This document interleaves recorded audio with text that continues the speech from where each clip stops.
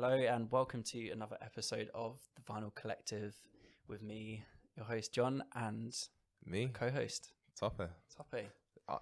Giving you your weekly dose of unfiltered, candid conversations. Yeah, no holds barred. Yeah. No prisoners taken. Yeah, regarding the hip hop and R&B landscape. So yeah, hope you're doing well. Again, if you like the show, you're 12 episodes, a whole semester in. Yeah. Hit that subscribe button. If you already hit that subscribe button, tell a friend about it. Be like, hey, these two guys just talk about music every week. I think you will like it. Like, just throw it them way. Share a link in the WhatsApp group chat. You're sat at home, around the Christmas table. With your family, I'm really your bored this Christmas. Don't know what to watch. You know what you should listen to though? Yeah. The Vinyl Collective. You're thinking, my mum wants to listen to the Queen's speech. You're like, no. Let's put on an episode of the Vinyl Collective with John and Toppe. Yeah, and get their insights. Better than the episode of The Crown. That should be our slogan. Better than the episode of The Crown. Yeah. Yeah. Similar time as well. 50 minutes. Yeah, it's fair. So yeah, a weekly dose. Not taking that back. But we're pretty much hitting the end of the year. It's our last episode. 2020 is almost over. Our last Spotify, shout out Spotify. Our last weekly spotlight was Chez Noir. Yes. The Buffalo rap. Yeah, to me, sensation. she's like the love child of like J-Rock and Rhapsody in a sense. Like I hear so much. I don't disagree with that. I hear so much Rhapsody when I listen to her, and no, she's a cool cat. She's definitely cool. I think for me, it's a thing where and this is why I like seeing artists at all stages of their career, because there's always that, I don't care who you are, even if you're Kendrick Lamar, everyone has that phase where you're so inspired by someone else and you just sound like them, and you're in that process of finding your own voice. So if we're using Kendrick as an example, he was sounding a lot like Lil Wayne for a large part of his career, and then else he kind of grew into his own. Then I think Shayna was like, she's in that thing where she's probably grown up listening to like a lot of Rhapsody, a lot of J-Rock, and now it's like, okay, it's going to be interesting to see her when she kind of finds her own voice or kind of puts her own spin on things. And I think that's when you really see people blossom as an artist. Yeah. What do you think of Shayna Noir? Yeah, I think she's great. I think I heard her probably at the start of this year. Her album, I think it was a joint album with Apollo Brown. I think Apollo Brown, and there was like a Black Thought song in there. Yeah. Start of 2020. So I mean, she was relatively unknown at the start of this year. I'm saying in like the context of like like the average person you meet, but she's had maybe like 3 projects out this year. Oh, I didn't know that. Oh, that's crazy work, right? So this one, the After 12 that she's just released, I think must be her 3rd this year. But yeah, I mean, only 7 tracks long. I think there are some great beats on there. Yeah, I think she's one to watch out for, definitely. Similar to like Griselda that we talk about probably every week now. Yeah, she is part of that kind of like bringing the old school like kind of like instrumentals back. So I think a lot of her songs are kind of like underpinned by like 90s era beats, which I think is really cool. And yeah, shout out Buffalo again. Can't get enough of them. Yeah, they're really making a name for themselves this year, for sure. Collabs a lot with a guy called 38 Spesh. Yeah. Yeah, he's making a bit of a name for himself as well. Yeah. Yeah, I think he's been around for a while, hasn't he? Yeah. I feel like this year he released a project. It was probably with her. Yeah. But yeah, she's great. Yeah. One to watch out for. Yeah, I think she's just like really like direct. I think she doesn't really. There's no kind of like extended metaphor. She's just gonna tell you exactly what's going on in her life. Yeah, no, and I appreciate that. Like, I think I think people always get too bogged up in lyricism. Like, it's not the be all end all. Like, sometimes a good cadence can overcome any sort of like lack of ability to kind of make metaphors and similes. Like, if you're just really commanding with what you say, people are gonna listen, and that's the key thing you want, right? Like, when you make music, you want people to listen. So. I think she does a great job at that. Yeah, to be honest. Yeah, and I think the one song I really liked was Divine Knowledge. I was like, oh, like this is pretty cool. Like, I can see the talent. Like, this is sick. Like, and I think at times again, like, I think we've done quite a good job of like, especially within the last couple of weeks, speaking about artists who are like really at that beginning stage. I think Lila Ike is definitely a bit more refined, but in terms of like that beginning stage, like okay, cool, like you've clearly got the talent, but now what direction you're gonna go with that? I think that's the exciting part. So I can't wait to see what she does. Yeah, so obviously so many releases this year. It's kind of like Griselda. I mean, the last like they were just releasing, just I think left, West right, Side and Gun center. just has it automated now. Like just so many albums. It's like, yep, every month. Yeah, I'm just gonna submit an album. And like the guy just is he the one that's released all the Hitler Wears Hermes? Yeah. Like not even that, he dropped like 3 albums last year. Yeah. He's dropped like 2 or 3 albums this year. Like Pray for Paris, he dropped one like last Pray month. for Paris. But yeah, it was a good one. But yeah, like when it comes to Buffalo, maybe I think that it's obviously a key thing where it's like they're not gonna stop until you know who Buffalo is. Yeah. And I respect that, to be honest. Like I mean, I think a large part when we speak about New York, we're only talking about the boroughs. So like they're like if they're not dropping from Buffalo, who is? So they're kind of like, we're gonna keep doing this until you guys remember who we are. Start respecting exactly. Buffalo, So yeah, I in that like aspect, I can't hate on it, to be honest. Yeah, gotta respect it. Yeah, but as you all know, this is our episode 12, and we're talking about the best albums of the year. Yeah, we're chugging along. So last week we hit you with numbers 10 down to number 6. And this week we're going from 5 all the way to what we think was the best album of 2020. I started last week, so I want you to start this week. Right? Yeah, let's cool. go. We're going from 5 to 1, and then we'll talk through them. Yeah, cool. Or we can save number 1. Yeah, let's do that. Let's do that.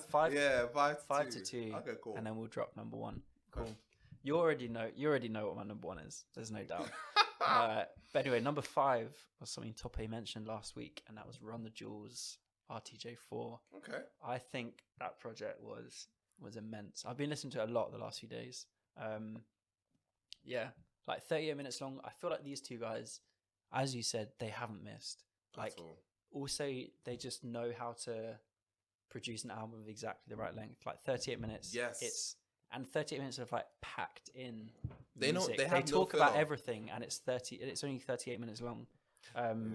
Killer Mike just like he just goes off on like police brutality, on the media, poverty. Do you know like one song where they were like, look at all those slaves, masters posted on your top, and the LP keeps saying, "You get it, you get it." I was like, "What's he mean by that?" I was like, "No, that song is I can't remember the name of it. Like that song is just amazing. Like they have one thing I love about artists is when they have no filler. Like they know exactly.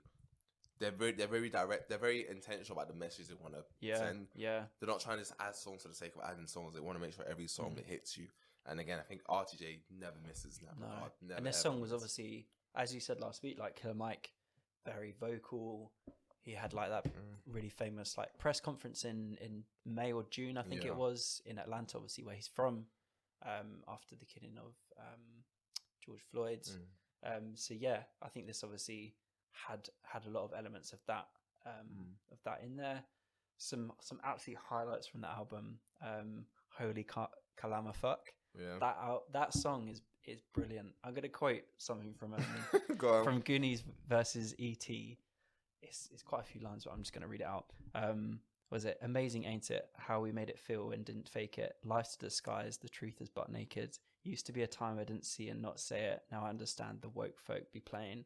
Ain't no revolution is televised and digitized. You've been hypnotized and Twitterized by silly guys. Cues to the evening news. Make sure you ill-advised. How does that make you feel? It's ridiculous, isn't it? Yeah. I mean, gosh, like again, like he's crazy. I think Killer Mike's ability is well established at this point. Obviously, we're gonna keep praising his name, but yeah, like again, LP as well. He doesn't miss as well. I think one of my favorite songs is Ooh La La, obviously. DJ Primo, Premier. Yeah, Primo produced this beat. Like this song is just a great way to kind of I know the second song, but also it's kind of like the main intro. It's such a great way to start the album as well. Like, I just don't think they're ever gonna miss in their whole careers. Like, they can do another 5 Run the Jewels and they just won't miss. I think they just got the formula. Yeah, like they just got the formula. They just don't tiptoe around any topic. They're just gonna unfiltered. tell you what they're thinking. I think there's a one funny like skit. I think at the end of one of the songs where it's like, oh, one of them is white, one of them is black. So if you don't like them, you're automatically racist. I was like, that's pretty funny. Like little things that add there is like it's just hilarious. Like where they always make sure they're talking about things that are really important. Yeah. At the same time, making sure that you can still rock to it. And I think again, you can't miss that aspect of the music being enjoyable. But yeah, when you have a rapper that can rhyme villainized with soliloquized, yeah, then you know you're onto something. Yeah, it's mad. The Holy Kalama Fuck song, there's like a little refrain in it, which is like a kid's voice singing more fire. And if people go back and listen to it, I think it was sick because obviously, you know, with the issues that we're talking about, it's not just kind of reserved for adults. Like the kind of issues of poverty and police brutality, especially in the US, that they talk about specifically, is impacting kids as well. 100%. So yeah, I thought that was really impactful. Beat change on that song halfway through is probably one of the best I've heard this year. For sure. Past that song, it's mad. That was my number 5. Okay, let's just chug on. Oh yeah. Yeah, keep going. 5 to 2. I was gonna list them all. Yeah, no, 5 to 2. Let's go. Yeah. Number 4 was, I've got it written down here. Number 4, Alfredo. Okay, cool. Freddie Gibbs, Alchemist. Okay. Number 3 was Liana Havas with her self-titled album. Oof. If you haven't yet checked out that episode, we're gonna send you there. Yeah, episode 10? Episode 9? Episode 9. Yeah. A whole hour dedicated to her album. Yeah, fantastic singer. Keep going. Yeah, and number 2 is Salt with Untitled Rise.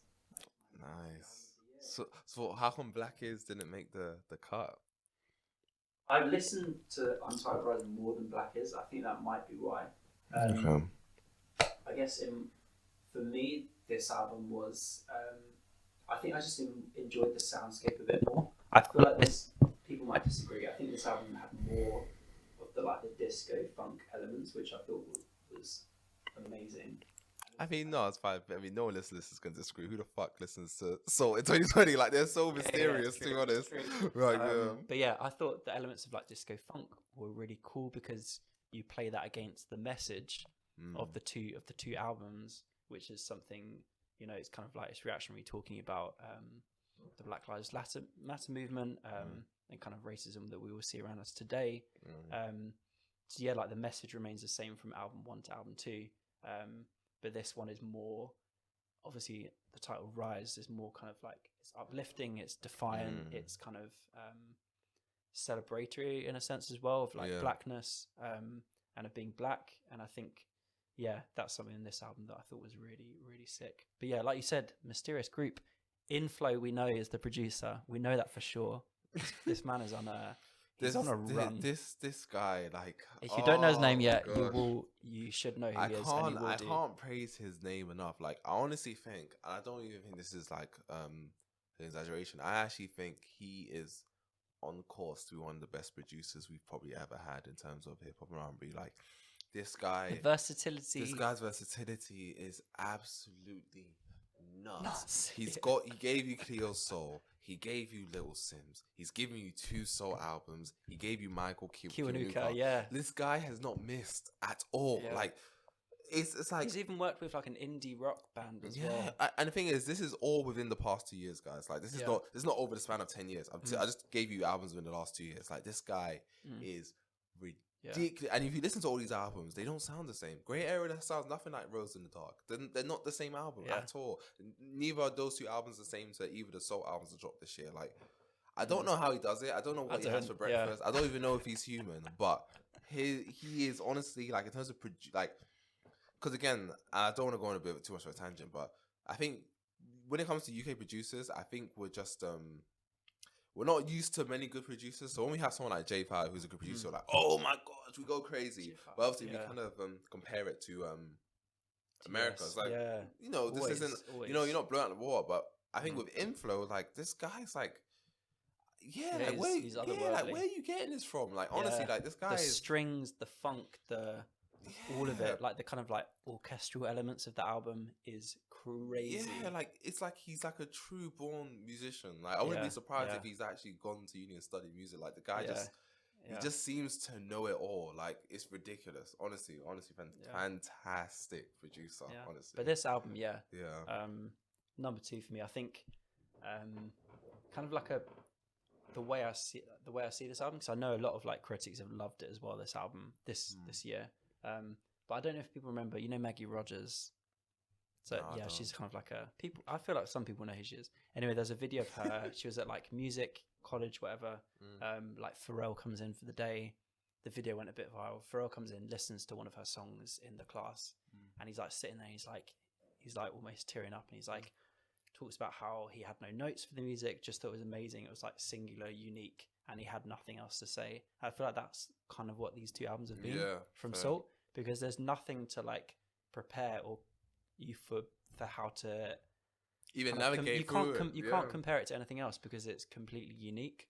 And I mean the fact that they left both albums untitled. Obviously, I know they kind of had a little brief like Black is. Yeah. Was like Black is what? Like, do you know what I mean? You're kind of left us kind of having to navigate the album yourself. Do you know what I mean? And it's like again with Salt as well. It's like it's kind of hard to even put them in a box. I think they're trying to avoid that with the untitled. And even like the album covers are very like understated as well.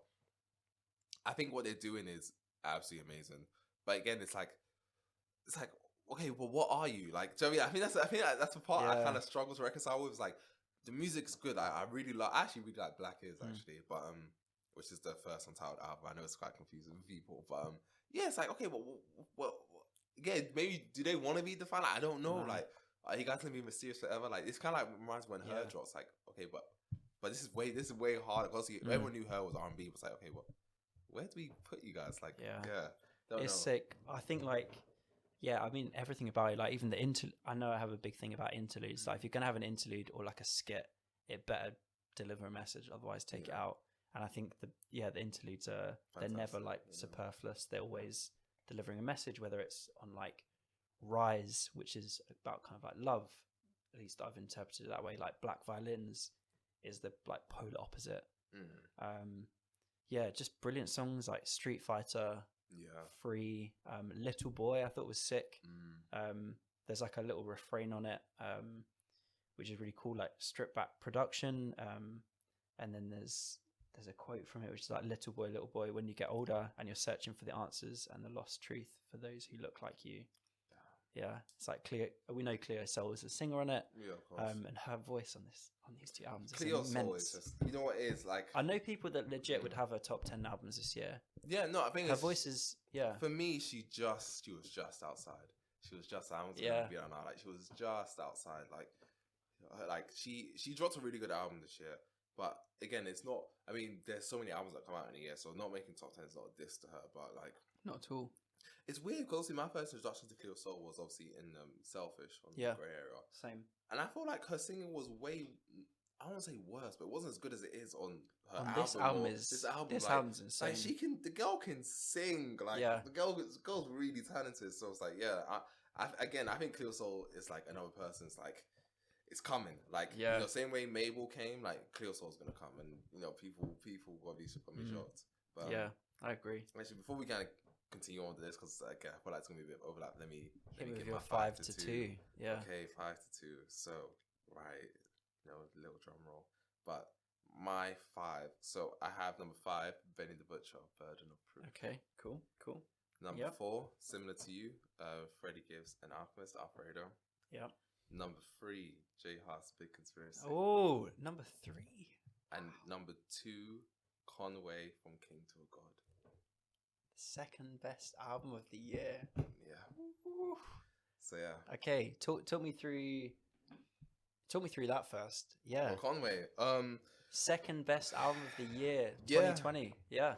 Do you know what it is? Conway really surprised me, man. Like I think when I looked at Griselda, obviously you have like West Side, Benny, and Conway. I always thought Benny was the lyricist. Benny was the best one. Same. West Side was like the kind of like Raekwon reincarnated. He's a bit goofy, you know, Wildcat, and obviously Conway was just like has his little ad-libs. Yeah, he's the ad-libs, but I think Conway might be. I think Conway's the lyricist, He's man. shown himself. Yeah, like He I did think show himself this on the album projects. is. I think is I didn't like Conway the same way I liked Benny when I first listened to Griselda, but this album has completely 180'd me. Like, Yeah. he is ridiculously talented. He is like, oh man, like I know a lot of them. I know all of them been rapping for a long time, but he like this album doesn't miss. Like, it doesn't miss. Like, I look at the track, I think it's like it may be a bit of a surprise to you because like I look at the track list and I'm like, okay, but where did he miss? Like, he didn't. Like, he brought back DJ Loaf. Dej Loaf. Yeah. Sorry, this is DJ Loaf. Dej Loaf, like Method Man. When he's like, oh, they want the old meth. This is the prequel. Like, what the fuck? Like, oh my gosh. Yeah, sorry. Like, there's so many good. Armani Caesar's verse was so fucking good. Obviously, you got Benny and Freddie. Obviously, Spurs 3 and obviously the Griselda posse card. Obviously, every time Griselda link up, it's always going to be flames. Lloyd Banks, was on there. Jesus Crisis, like the penultimate song. That song is like, I think he put that song in. Love that song. Like, if he put that song in just to kind of, that was like his statement. Like, it's weird he put that near the end, but it's like that's his statement to be like, yep, I'm showing you guys I'm the best. Like, hands down, like I can do anything you guys can do. So that's why for me it was number 2. When I look at this track list, I'm like, he hasn't missed. Like, he didn't miss. Like, he didn't. I think he shows that he can exist well outside of the Griselda posse cut. And like, again, all the features made sense to me. The whole theme of King to a God, I feel like he kept that consistent. Again, I think there's an example, I think we spoke about it last week, where it doesn't have to be a concept, but the songs kind of fit that theme of like, like he is like a god, like he is one of the best. But I think he's also kind of wearing that crown in a, I guess, in a bittersweet sense, because I think he's very aware that he's unappreciated when it comes to the community.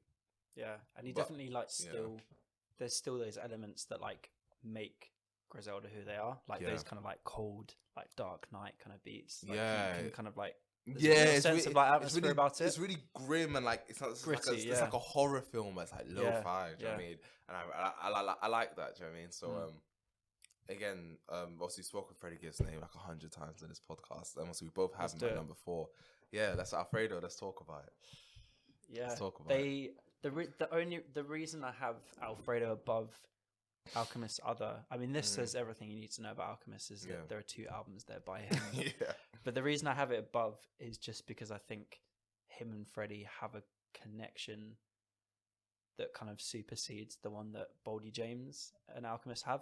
Like, you would have thought these guys had like grown up together or something. The way that the Alchemist beat production meshes with Freddie Gibbs' style and flow is mad. Talking of Mad Lib, like their 2 albums. I know we talk about Pinata and Bandana a lot, like together, but like it definitely felt like the Bandana type, where like where Madlib had actually made the beats to for fit him, Freddie's voice. Do you know what it is? Freddie Gibbs is just that hot girl that sells every guy a dream. Like, do you know what I mean? Like, she's one of the guys, but she's super attractive. Like, I don't think I've heard Freddie Gibbs not work with anyone. Like, anytime he's with someone on a feature or he's working with a producer, it's always like, wow, this is actually a really good combination. They have such good chemistry, but deep down, he's gonna move on to the next person, and you know it's gonna be all over. Like, this guy is like, he's so versatile. Like, he can anything. You give this guy, and I think he's made it like intentional as well. Like, give him. I think Pinata's like his, that was like his acid trip. He's like, wow, like, damn, these beats, I learned how to rhyme on these. I can do anything. Like, really kind of come out like experience thinking I could do anything. And I think ever since 2014 when he did Pinata, I feel like anything you give him, you can throw him anything, and he will just find a way to make it work. And I think, again, it's just no surprise that this record, it came out near the top of the year as well. You have so many good songs, and it feels like he can just. It doesn't even seem like he's waiting to put them out. I feel like he can just make them on the spot. So obviously, the Michael Jordan's The Last Dance came out, and obviously 1985 references that, and it came out not too long after it, and it's still cocaine circus. So yeah, Travis called Cocaine Circus. Like, what? Like, do you know what I mean? Like, he can just pull out these songs where it's just like it just works. It's like like he can do this in no time. Like he is honestly making a good case for being one of the greatest rappers in like the last 1 or 2 decades. Like, I'm not even joking. Like, he just hasn't, like, for someone who's been again, quite late in his career, he's just gotten better and better and better and better. And I think someone made a tweet, I think yesterday, when someone was like, they put like his last 2 years where he dropped Freddie, Fetty, Bandana, and Alfredo. Yeah. Like, this is when the last 2 years, like, this guy is, it's honestly like, it's superhuman shit. Like, honestly, like, this is not a joke. I think people need to be like, knows him more. I think when you look at the Grammy, people are like, what? Freddie gives was like, no, if he doesn't win that. Yeah, if he doesn't win that, it's rigged. To be honest, in my eyes. But, God is Perfect, I think, is the best song on there. Same. If I had to pick one, it's God is Perfect. It's his flow. Like, he just comes out with something different. Like, I was like, it's just the way he comes on it. It's like, what? Like, where did this come from? And like, he's just, and the fact that he can just go from one flow to another.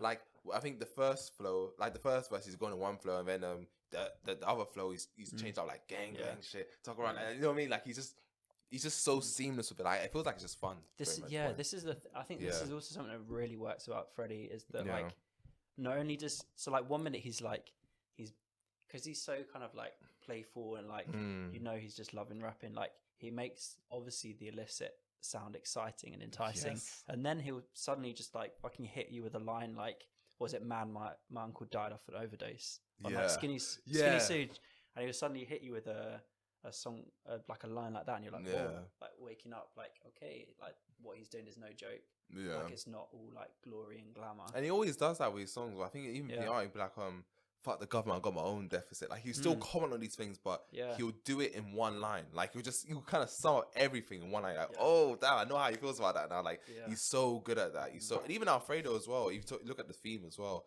You see like, it's like a puppet handle over, like, obviously Alfredo's like, Italian meal. And I think there's definitely something about that, because obviously, like, he's kind of talking about how like white America is kind of trying to control the black man. And I think there's something in that.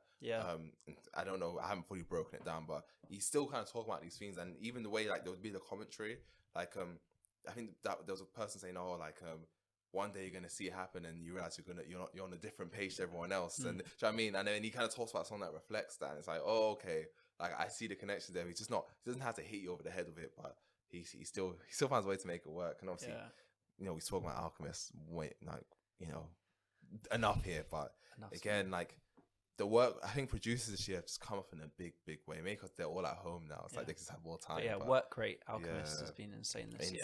So I love that. We got the best version of Rick Ross, I think, on that song.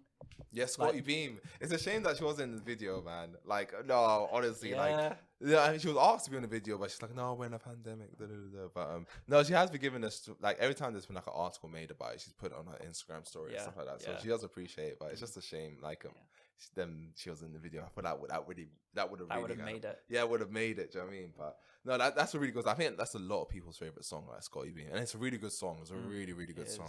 But for me, God is Perfect is perfect, to be honest. So obviously you had like Benny and Conway, and Tyler was on there. Yeah, Tyler's an interesting choice. He killed it. He one take as well. What he said.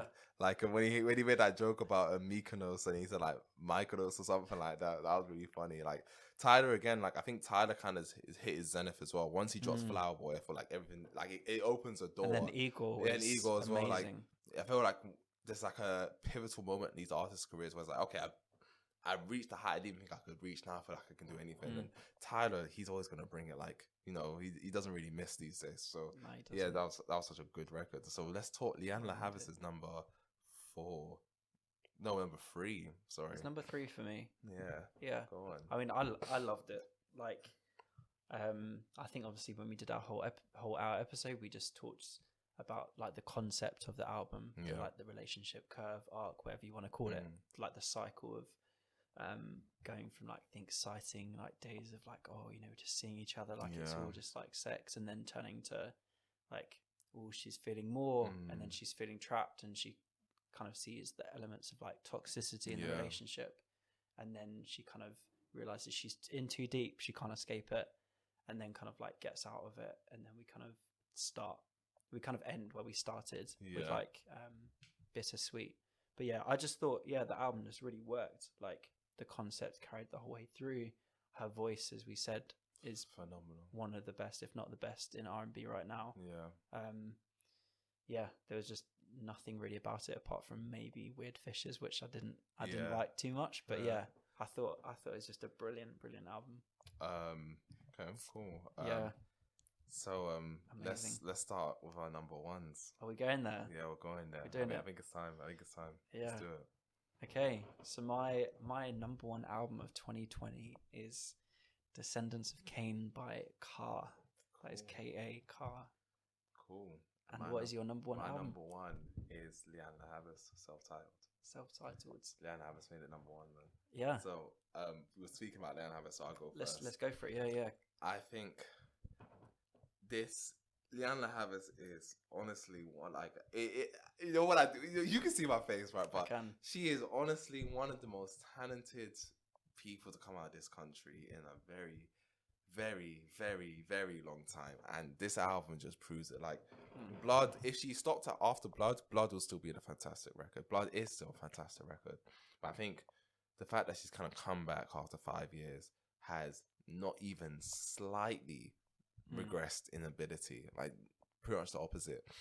I get what you're saying about the Weird Fishes, but fuck it, I think it fits, man. You like it, yeah. Like every song, like I think at first I was like, oh, I'm not too sure. I think the reason why when I first heard it, I wasn't too sure about the albums because they just sound so different to Blood. I feel like Blood, she's going for those like big ballads, like she wants to really use her voice, and you know that song Full Display, and it's like really like trendy and poppy, which is fine. Like the songs are good, but I feel like it's this album where it's like you're not only, you know, I'm a sucker for a concept, but like she's not only tying in a narrative, she's also like using her voice in a smarter way, so much more mature. The words she like, I feel like her pen game is a lot better as well. Yeah, the instrumentation is way more focused. Like everything is just up a notch. Everything's just way better. And I don't think there's a single song where I can be like, I don't find this song great. Honestly, like from start to finish, even putting Bittersweet in twice, I think it works. I think, like I think the whole like relationship cycle. I don't think I've heard an artist do it that well in terms of the whole album. I know this. I know a lot of R&B singers talk about relationships. Fair enough, but that explicitly as well. Yeah, like, but I think they kind of have songs like "Oh, You Ain't Shit" or like "Love," but like in terms of the whole album, kind of going from end of a relationship to a toxic relationship. Do you know what I mean? To another one, like I think and to do it in like under an hour as well. Like relationships are a really complicated subject, and I think Leanne Havas, she's clearly not one of those people who likes to be in like the public eye like that. I mean, she doesn't really share a lot of her personal life with the world, which is fair enough. And I think this album can it executed everything perfectly for me. Like I think it's a very relatable story as well. Like even if it's a thing where like maybe not every theme you relate to, but even stuff like Courage. Like Courage is such a fantastic song. 7 Times. A lot of people can relate to 7 Times, or you know, Please Don't Make Me Cry, or Sour Flower. Like I would still say Please Don't Make Me Cry is one of my favorite songs. Yeah, like I think it's amazing. Or even Paper Thin, like just trying to like connect to someone who's not really opening that door for you. Kind of reminds me of Beyonce's Lemonade, where like obviously she's talking to Jay-Z and Jay-Z's not really opening up like that. She kind of like wants him to heal. Like it kind of reminds you of that. Like I honestly, like. If you asked me when it came out, would this be my album of the year? Probably, I wouldn't have said so. I wouldn't have said it either. Yeah. But I think over time, it's just, if I look at what's kind of like really taking the cake for me, I think it's this record for sure. So many things you said I agree with. Like the way that if you listen, if someone hasn't heard this album, they go away and they listen to her 2016 album. Was it 2015? Yeah. They go and you tell them her voice gets better. Yeah, it's just crazy. It's like how you're not gonna actually believe it. Yeah. But it does. Like she kind of like controls her register like a little bit better, like with a bit more maturity, and like hits notes kind of with more. You like hear emotion more in them than there's you a lot more in the previous emotion album. in her voice, 100%. And I think like what we said the other week, the way she had just complete creative control over the whole album made it what it is.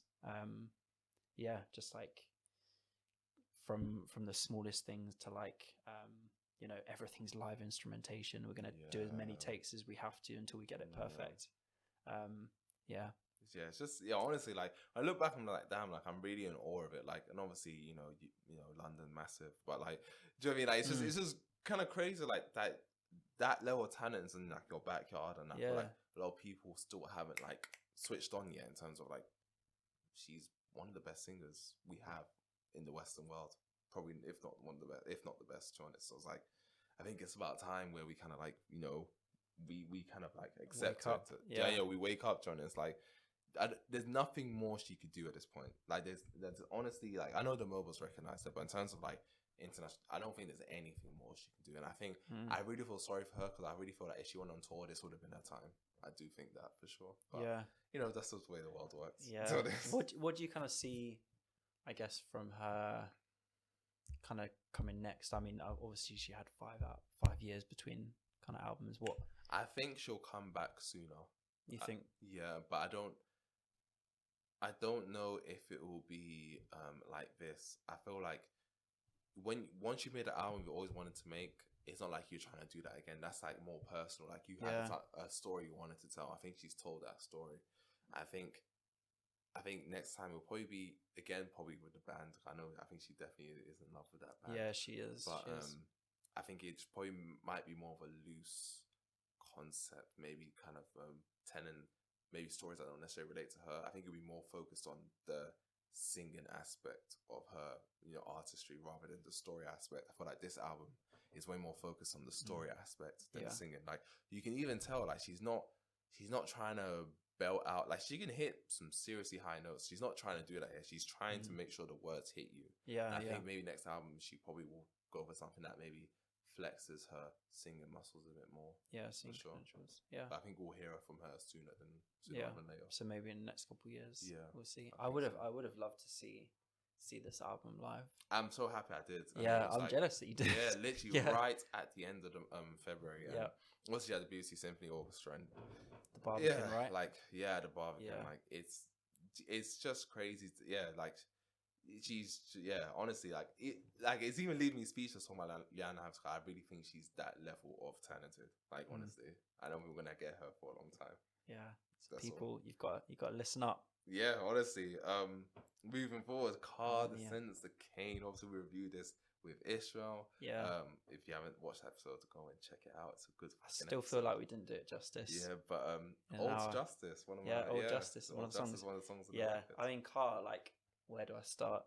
He is just like, I know we've said a lot of things in the last couple of episodes about like kind of lyricism not being everything. Lyricism can kind of be just about like getting your ideas across in like a simplistic, like hard hitting way, and that can be just as impactful sometimes as someone who like kind of like ties you up in like metaphors and like double entendres and like kind of like crazy rhyming schemes like MF Doom that you don't even comprehend until you see it written down.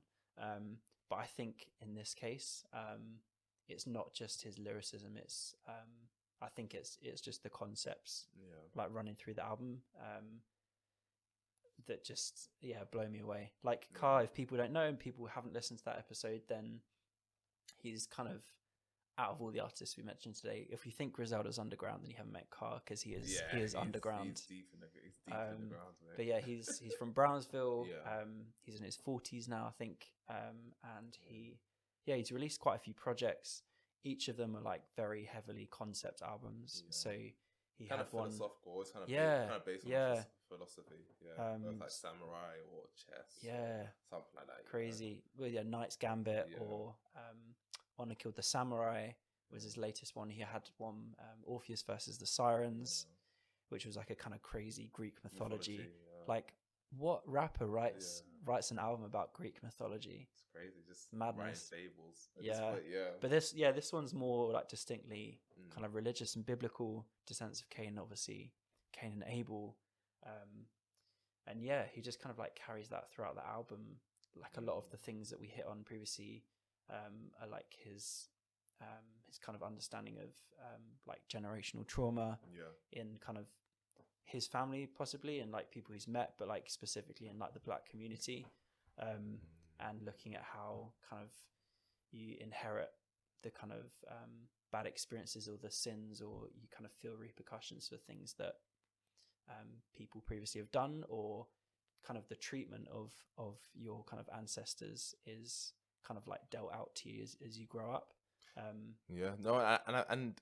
and I think I definitely relate to that. Actually, I think I don't know, I've been kind of thinking about like, you know, trauma and generational curses quite a lot recently, and I mean, obviously, Carl was still in my top 10, so I still think it's a fantastic album. Yeah. I think maybe for me, I think because Carl is very much so much on the lyrical aspect, he's very, very lo-fi. Yeah. So again, when it comes to the coming back to it aspect, I think that's just the part that, you know, that's the part that kind of lacks for me a little bit. But in terms of what he's talking about, I think that's why I'm really happy we did the episode with Ishmael, because like I do kind of think about like, yeah, like it does make you question like, are there things like just consequence of you being like maybe a first generation black man in a foreign country, like it's like, okay, like am I just kind of carrying on some of the trauma or sins of people that, you know, are way above me? Do you know what I mean? I have no, like, some of my behaviors, do I have no control of these things? Like, do you know what I mean? Like, where does this come from? Like, these are big questions to kind of consider, and I think Carl does a great job of kind of talking about his experience and kind of talking about what's made him and his environment the way it is. Yeah, and I can definitely relate strongly to a lot of those things. So I'm not surprised. I think just like a lot of the things of like, you know, kind of like cyclical nature of him seeing himself and knowing that I'm gonna make a little literary reference here. If anyone likes there's a book called 100 Years of Solitude, and there's kind of all of the descendants in this family all have like similar names, and they just repeat what the previous people have done, and you just get so confused because there are so many characters with the same name. And I guess this is a similar kind of concept in that there's like an inescapability of what's going to happen to you in life. And like Sins of My Father, the song with Rock Marciano, and it's just. I think one thing I would have liked more, because obviously this is just personal. I think he's talking a lot about generational curses and stuff like that, which is a very real thing.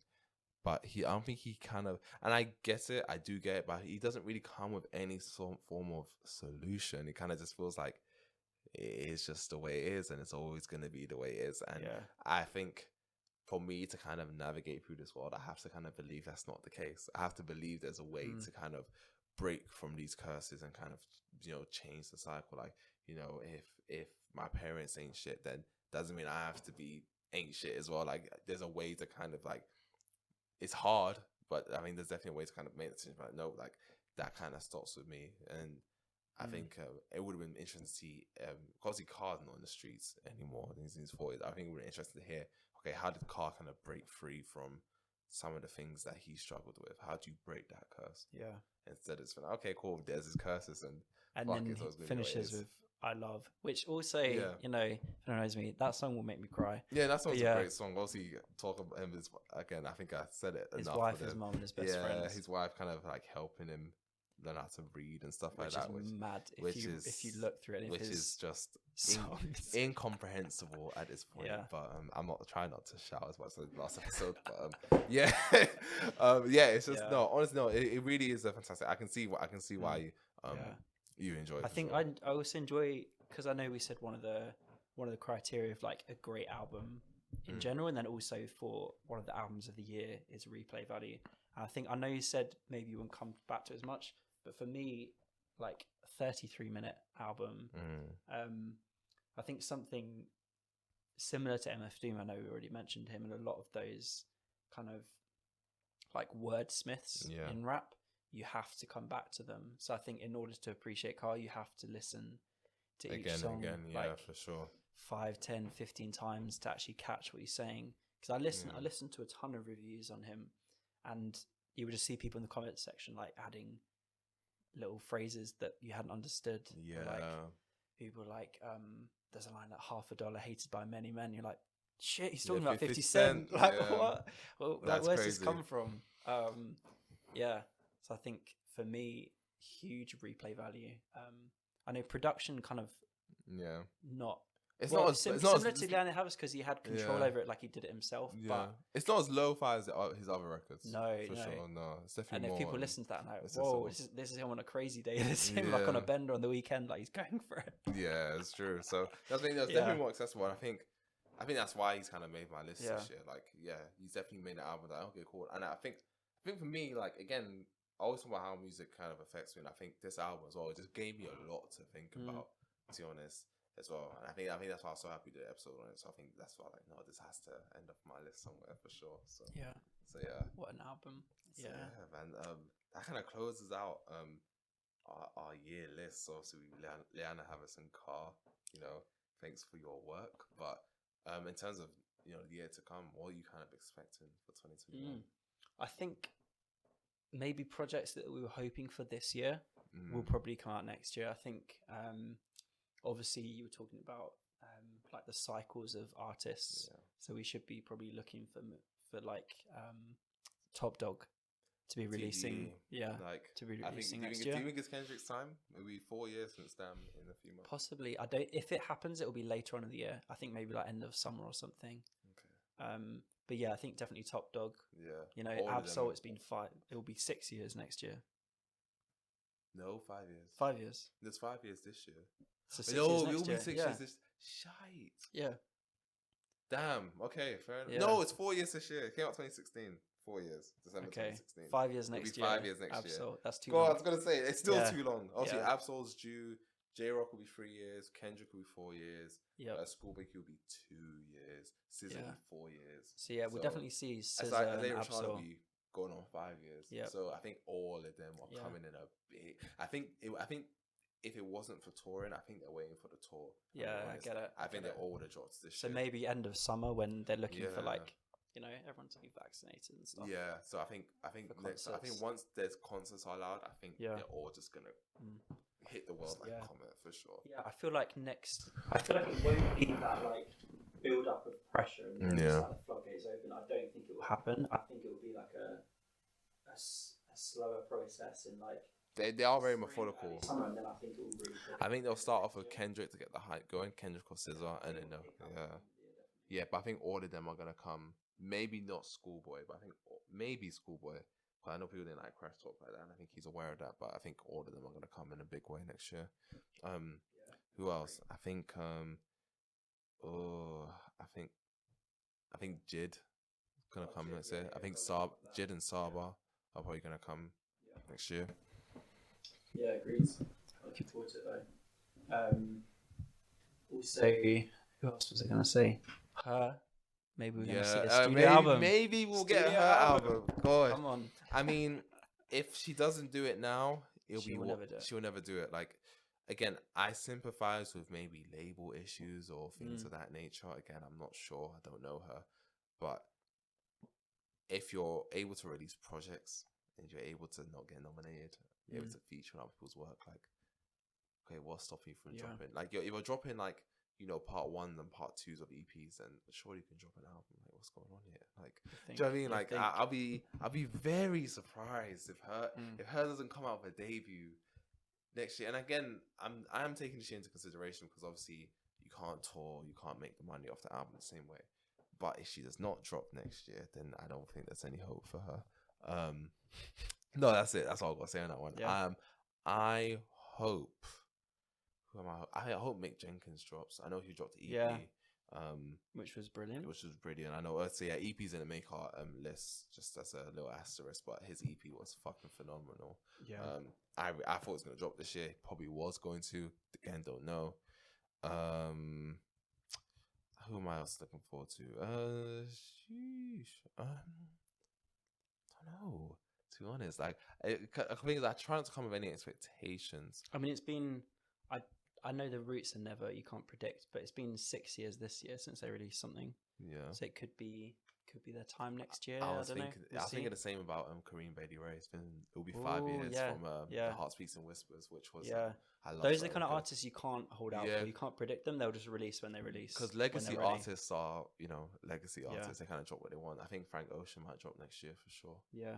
I think it's time. I can't believe it's already been like 4.5 years since he gets away with it, doesn't he? Yeah, it's crazy. Yeah. But no, I think he'll definitely come back to the streets with some heat. Yeah, let's talk about some R&B artists, man. I wasn't really spoke about SZA. I can't wait for SZA to drop her next record. Exciting. I'm very excited for that. I think Ari Lennox might come with something. Yeah, that would have been 2 years then. Yeah. Yeah. We'll see. Oh, that's gonna again. I don't want to hold out for Erykah Badu, but fuck, I'll just throw out this a fun one. Like, it's been a long time since Hello, isn't it? It's been. I mean, but you can't use my phone. Yeah, but you can't use my phone. Yeah, so it's been a long time. So I'll be surprised. Obviously, her album, that was a mixtape, so she hasn't dropped an album in 9-10 years. Yeah. So I'll be surprised if she doesn't drop soon. So there's a lot to look forward to next year. There's a lot to look forward to for sure. Again, there's a lot of people. Dave, I think it'll be interesting to see his next project. SL, his debut project. Unknown T, I think I'll be interested to see that. I think there's a lot of people in the UK I'm interested to see. Maybe AJ Tracy, I liked his debut album. Literally dropped the other week. He dropped his Secure the Bag too. I did listen to it. I haven't listened yet. It's definitely a mixtape. I'll say that, it's definitely a mixtape. But Sabrina Claudio, she's been gone for a few years. I think I'll definitely love to hear a bit of her. I feel like I'm just listening off people now, but but for sure. Because 2017 was the R&B year, I think, of the decade. Yeah, so many projects released that year. So many good people just kind of came out of nowhere. Yeah, and just kind of Daniel Caesar. Yeah, there we go. Hey, the connection. There you go. Yeah. Yeah, Daniel Caesar for sure. Like I know we got a lot of heat because of the shit he said about Yes Jules. I get it. But the guy makes fantastic. Great music. Guy makes great music. So hope to see what he does soon. So, that's gonna high hopes. Yeah, I mean that's the end of the year, John. This end of 2020. Yeah, it's been a good year for us. It's been 2 months, but 2 to 3 months. But we're doing a pretty good job. Yeah, we're doing all right. We're doing all right. Yeah, we're doing all right. How you think it's been going so far? I think it's been good. Yeah, I think it's been nice to get like engagement with friends and people. See that people are like, either discovering new bits of music, which we love to hear. So if you're listening and you're like, you put us onto an artist that we, hadn't previously listened to, then definitely let us know about that. We love to hear. Obviously, all of these albums that we've mentioned today, they are John and Tope approved. Yes. So 100% you got to see them approved seal from of approval.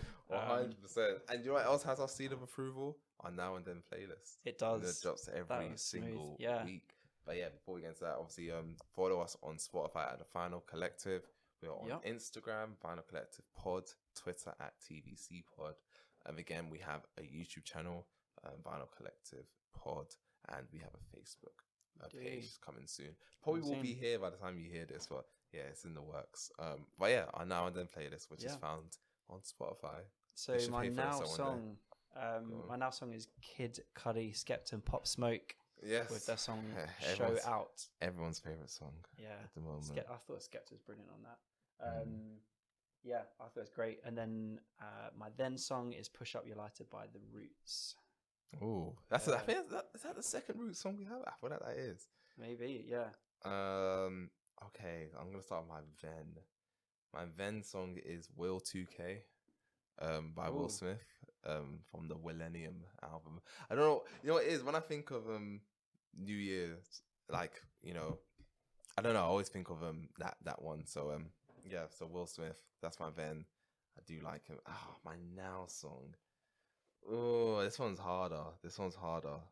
I'm not sure what to put for now. I'm gonna put "Don't Change" by Nines. I like that song. I like the sample. I like the song. So I'm gonna put that. That's it from us. Hope you have a decent Christmas and a New Year. The year, I mean, next year can't be any worse, can it? So no. Let's hope for a better 21. Yeah, but we will be here with you throughout the year. That's one thing you every can count Thursday. On. Yeah, so we're not dropping next week. So then we know Vinyl Collective podcast next week. But as always, we'll be back in the new year. We know we haven't run out of material just yet. We'll be back with you every single week for the rest of 2021. We'll see what that brings. Yeah, cool. Yeah, that's us. See you next year.